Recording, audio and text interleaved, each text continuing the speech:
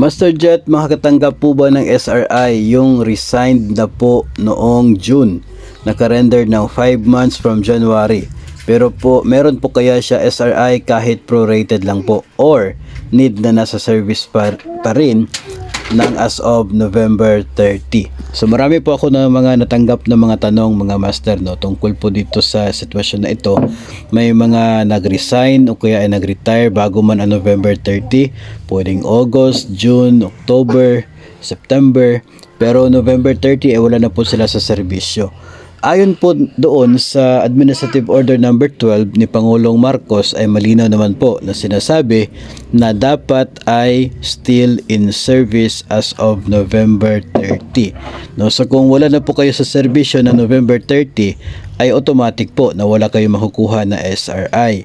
No, yung ngang mga below 4 months pero still in service, sila ay may matatanggap. Pero kahit nga kayo ay nag-retire ng October 1 or October 29, November 29, no, ay hindi na po kayo makakatanggap kung by November 30 wala na kayo sa serbisyo.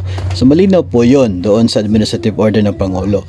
So wala pong proportion na SRI para sa mga hindi na po aktibo sa serbisyo as of November 30. So yun po yung laman ng order ni Pangulong Marcos para po dito sa SRI. And ganoon naman po talaga yun nangyayari even doon pa po sa panahon ni Pangulong Duterte pagdating po sa guidelines ng Service Recognition Incentive.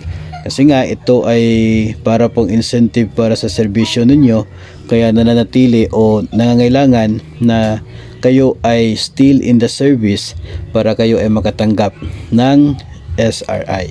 So it's true para sa lahat ng mga eligible o para sa mga agencies na siya pong allowed to provide SRI. Totoo po ito para sa lahat ng agencies, no, pa LGU man, mga uniform personnel, mga national government agencies.